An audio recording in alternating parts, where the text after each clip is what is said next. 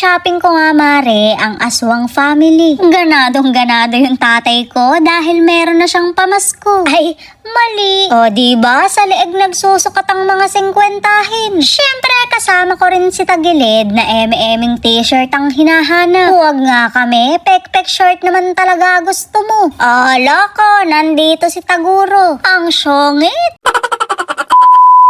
Magkakasama nga ang mga laman lupa dahil pupunta kami sa mall. Bibili kami ng mga bagong damit para naman magsisarap kami. Ewan ko ba rin sa mga kapatid ko, binibilan ko pero ayaw ipagsusuot. Baka raw kasi maluma, dati ba kayong ulaga? Ay, sorry mare, mga kapatid ko nga pala rin.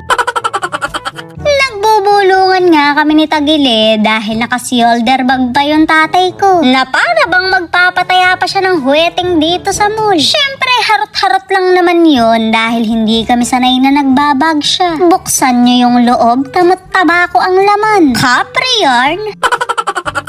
Apura nga ang tingin ng tatay ko sa presyo, may pambayad naman sana siya. Mare, may patama sa wedding yan. Kabogo, kabod na lang ginawang kabo. Paano magpapataya? Sinusumpo nga lagi ng rayuma. Ang sabi ko nga sa kanila, wag na nilang problemahin yung mga presyo-presyo. Ako nang bahalang mamroblema doon, magtatantrums na lang ako. Madalang lang naman to, kaya bumili na sila ng pang-japorm. Sinusuot yan tay ha, hindi tinatago sa cabinet na may alkampor. Hanip na yan, akala ko dati mentos yun. Natakam kasi ko, muntik patuloy akong maging kwento. May fitting room nga kako doon pero makulit siya. Kasya na raw yan pero sa liig sinukat.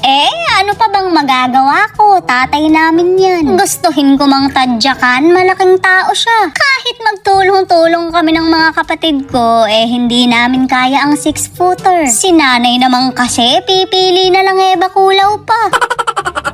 Mare, mga 1 week muna akong hindi pupunta kila nanay. Mapa-flying kick ako ng tatay ko kapag napanood niya to. Apura nga ang tawag ko sa kanya dahil nakakadalawang cart na siya. Wow ha, gumaganti ka. Syempre, hindi mawawala sa mga tatay ang puting brief na sinlaki ng kumot.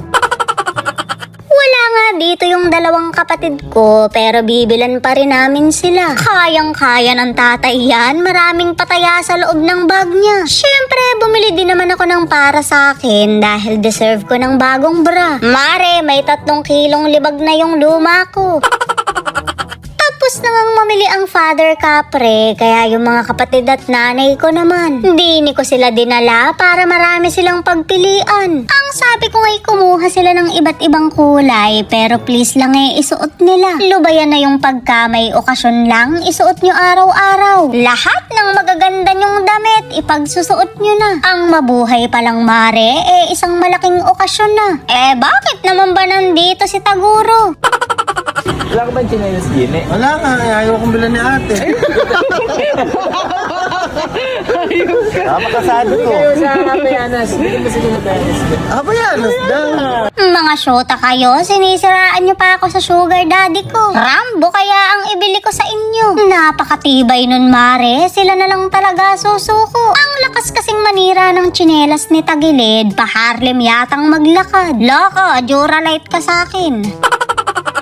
Kita nyo naman, sa pambabae siya namimili. Ang sabi ko ngay magsipili na silang lahat para patas. Walang tampuhang magaganap, lahat fair. Ringat naghahanap na rin yung tatay ko pero walang kasya sa paa niya. Paa pa ba kasi yan o bangka na?